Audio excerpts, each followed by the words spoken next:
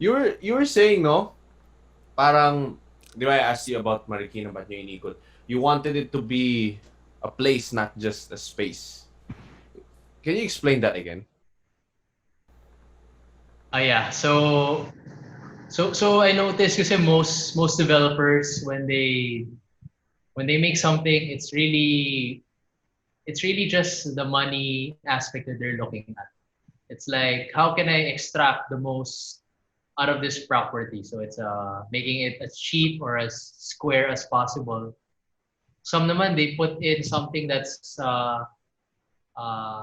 it doesn't relate anything to this place. No? So I'm not gonna mention the company, pero they put something not in the Philippine context. Maybe it's something they loved when they were young, uh, and then they put it here.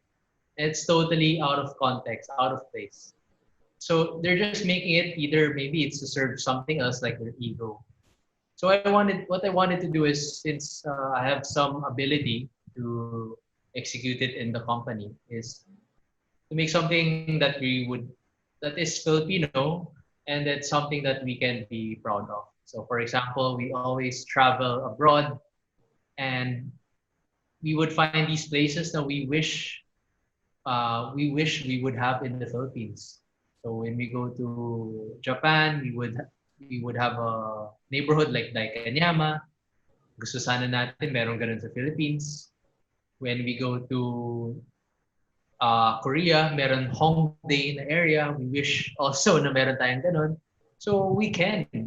We definitely can. It's not a matter of place, but it's a matter of will. So if we have the will to do it, kaya natin gawin yan sa places, for example, in Ginhawa or Kapitolyo. So I wanted to create places that you would remember, that you would have an emotional attachment to. And I think it's another way of doing business. It's not truly altruistic. If you create a place that people feel a connection to, they want going to, and it's not like any other place in a country, not like another copy pasted mall, then you're actually doing quite a good job of differentiating yourself. So instead of doing that at a building, why can't we do that in a district or in a neighborhood? Then it needs some sort of a changing of mindset. And I want to be the start of it. Actually, yung motto ng company namin ngayon, it's about human spaces by design. So we're looking at spaces not just to get rent or extract value, but we try to look at it on a human scale. What do people want in an area? How do people feel about it? These are special things about people they can feel.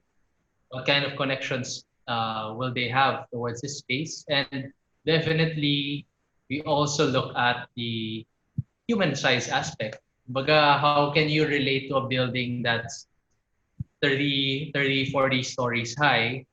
It's so tall, it's not even in any human scale. Or how can you relate to a building where it's only accessible by car? So we also build spaces related to the pedestrian level, for cyclists, and still also for car. Based on what you were saying, yung potential, how do you know if a property is gonna yield an ROI? So, importante na aralin mo yung area, importante aralin mo yung kung okay ba yung deal and all that. Pero most of the potential lies in what you're gonna do with the property, right? And the Yes, I surrounding, agree. I no? agree, 100%.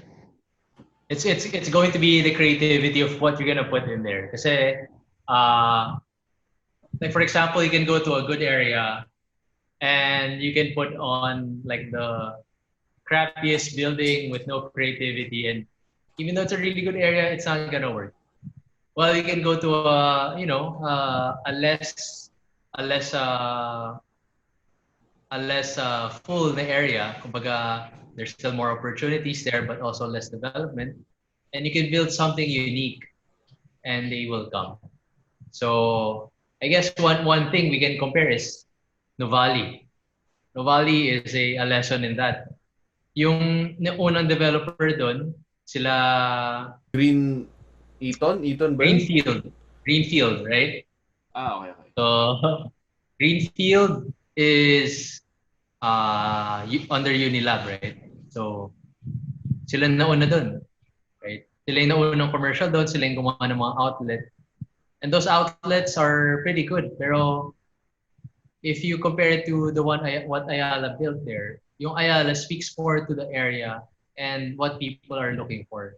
While the other one had an advantage as a first mover, if you look at the occupancy between the two projects, mas madaming nag-rent sa Ayala.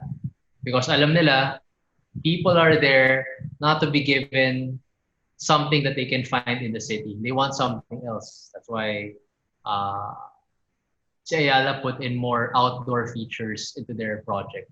So that's a koi pond, cycling lanes, bicycle parking. That's what people are looking for in that area. So if you can find out what people want even before they tell you what they want, and you give it to them, it's going to be one of the ways that you can prove to be successful. Whereas you just translate, an old model that has worked for you before in a different area, thinking that it will also work here, and then you just transplant it, most likely, once there's a better choice, people will be moving to that better choice. Yun nga eh. Yung ginawa ni Ayala kasi, it's a whole community they developed it eh. It's not just one property tas Ayala. No, it's one whole area. Tapos, they're the ones that made it great. Yeah, and to be honest, Unilab could have done that also. They have the capital and they just need to talk to the landowners there. I'm not sure if it's the kung sila Eton ba yung may-ari ng lupa sa likod nila or sila Yulo. Pero they could have talked to those people and come up with an arrangement since they were first mover. Sayang, di ba? Eh, iba eh. Iba ang vision ng Ayala talaga. Magaling.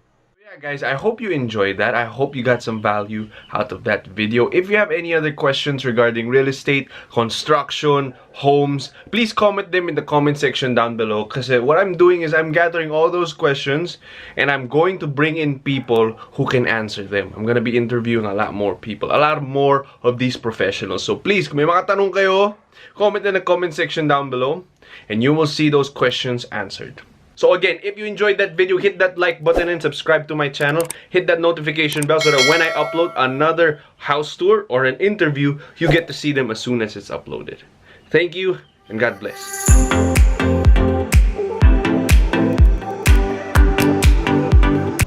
Okay, so follow-up question